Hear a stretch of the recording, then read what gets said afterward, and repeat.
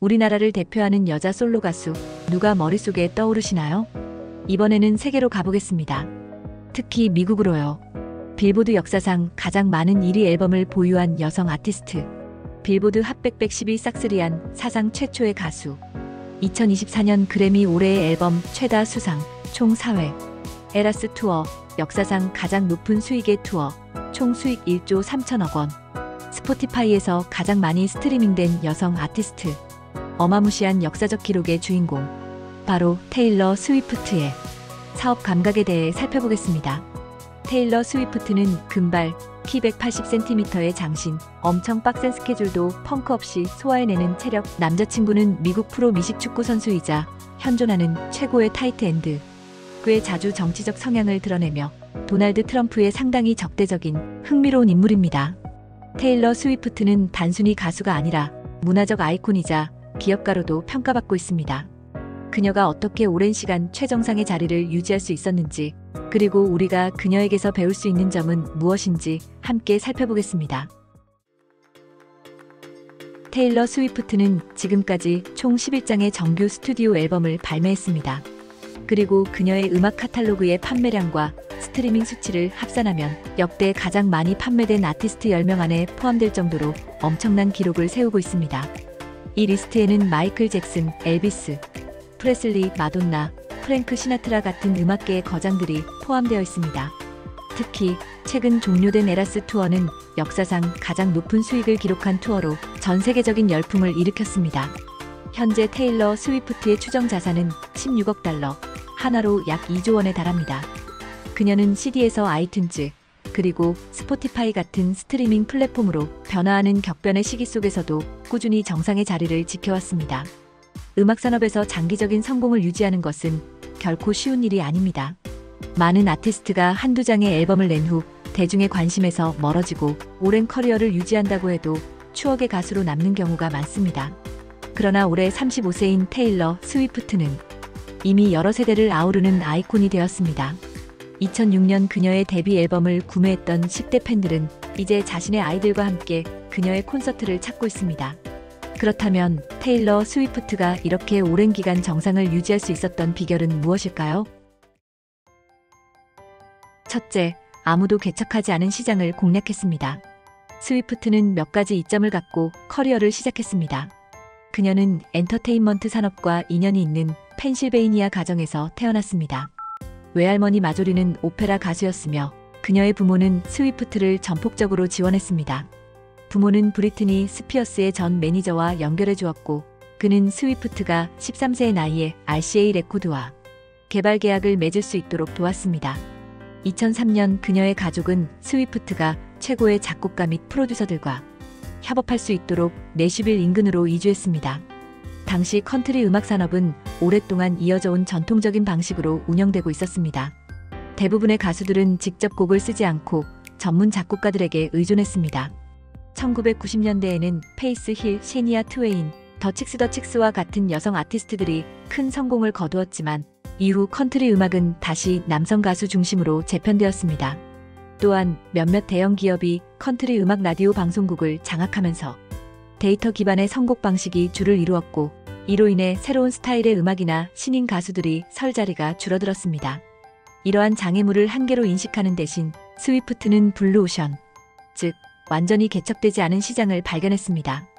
Every song I heard on the radio was about getting married, having kids and settling down. I just couldn't relate to that. 스위프트는 더 텔레그래프와의 인터뷰에서 이렇게 말했습니다. If someone my age wrote songs themselves, I thought country music could absolutely connect with people my age. 스위프트의 레이블은 그녀가 중년의 남성 작곡가들과 협업할 것을 권유했습니다. 하지만 그녀는 대신 10대들의 연애 감정과 사소한 고민을 담은 수십 곡을 직접 작곡해 들고 갔고, 자신의 또래 청중과 공감할 수 있는 방법을 찾기 위해 노력했습니다. 그러나 그녀의 비전은 회의적인 반응을 불러일으켰습니다. People said, teenagers don't listen to country music. The audience for country music is 35-year-old housewives who are 16. How could you possibly relate to them? 스위프트는 이후 NPR과의 인터뷰에서 이렇게 회상했습니다. But I kept thinking, I'm a teenager who loves country music. There must be more kids out there like me. 그녀의 첫 번째 앨범이 인기를 끌기 시작하면서 그녀의 생각이 맞았음이 증명되었습니다. 분명히 그녀가 공략한 시장은 존재했습니다. 기존 시장에서 경쟁하기보다는 새로운 고객층을 개척했기에 초기에 스위프트 역시 경쟁자가 없었습니다. 스위프트는 그녀의 기존 팬들이 좋아하는 핵심을 유지하면서 새로운 팬들을 끌어들이고 자신을 재창조하는 능력을 키웠지요. 즉, 블루오션을 개척하고 경쟁자 없이 나만의 영역을 만들어간 것이지요. 둘째, 지속성을 확보할 수 있는 기회를 공격적으로 찾습니다. 스위프트가 2006년에 등장했을 때 아티스트와 팬들 간의 관계는 큰 변화를 겪고 있었습니다. 인터넷은 음악을 더 저렴하고 쉽게 발견할 수 있도록 만들었으며 소셜미디어는 팬들에게 더 많은 접근과 연결을 제공하며 그들이 단순한 수동적인 청취 이상의 것을 기대하도록 만들었습니다. 스위프트는 그녀의 경험을 진지하고 진정성 있게 노래 가사로 공유함으로써 그녀의 젊은 팬들에게 깊은 공감을 얻었습니다. 팬들이 노래 가사에 집착하는 것은 늘 있어왔던 일이죠. 스위프트의 첫 번째 싱글은 대학에 가게 된 남자친구에 관한 노래였습니다. 그녀의 최신 앨범에서는 영국 록밴드 더 1975의 매티 힐리와의 관계를 탐구하는 것처럼 여겨지지요. 스위프트는 노래를 통해 대중들의 호기심을 자극해왔습니다. 타블로이드 뉴스나 파파라치 사진에서 알 수 있는 사람이나 상황과 직결된 것처럼 노래에서 묘사하지만 너무 구체적이거나 명확하게 묘사하지는 않아 팬들이 이를 추론하게 만드는 것이지요.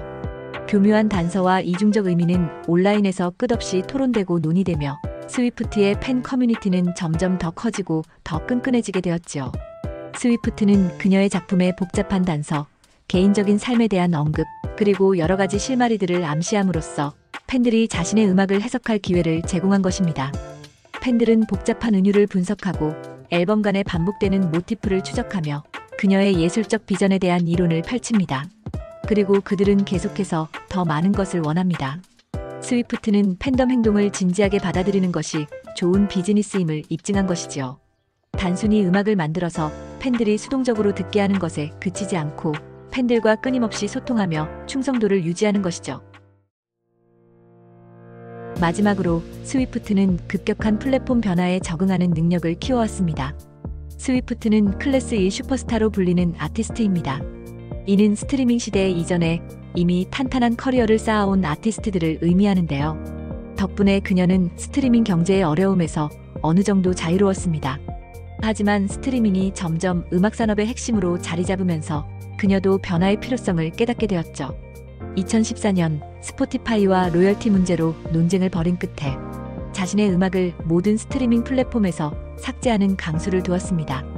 대부분의 아티스트라면 감당하기 어려운 선택이었지만 그녀는 CD와 바이닐 판매만으로도 엄청난 수익을 올릴 수 있었기에 가능했던 일이었습니다. 하지만 시간이 지나면서 스트리밍 시장이 급격히 성장했습니다. 2015년부터 2019년까지 스포티파이의 유료 구독자는 1,500만 명에서 1억 2,400만 명으로 무려 726% 증가했죠. 스트리밍 시대에서는 더 많은 콘텐츠를 지속적으로 제공하는 것이 중요해졌고 한 곡이 알고리즘을 타면 더 많은 추천을 받으며 계속해서 성장하는 구조가 형성되었습니다. 이런 변화 속에서 같은 레이블 소속인 드레이크는 2015년부터 2023년까지 약 200개의 곡을 발표하며 꾸준한 노출을 유지했습니다. 반면 테일러 스위프트는 2014년부터 2019년까지 약 50개의 곡을 발표하며 훨씬 적은 수의 곡으로 활동했죠. 그녀는 이 전략을 바꿔야 한다는 것을 깨닫고 팬데믹 기간 동안 더욱 공격적으로 움직였습니다.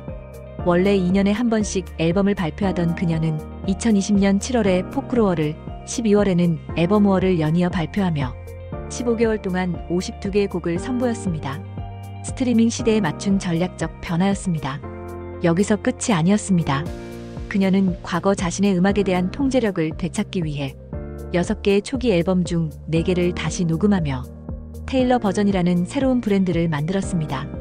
단순한 재녹음이 아니라 기존 곡을 확장하고 새로운 곡을 추가하며 팬들에게 완전히 새로운 경험을 제공했죠. 이 전략은 엄청난 성공을 거두었습니다. 과거의 음악을 다시 들려주면서도 마치 신곡을 듣는 것 같은 효과를 만들어냈기 때문이죠.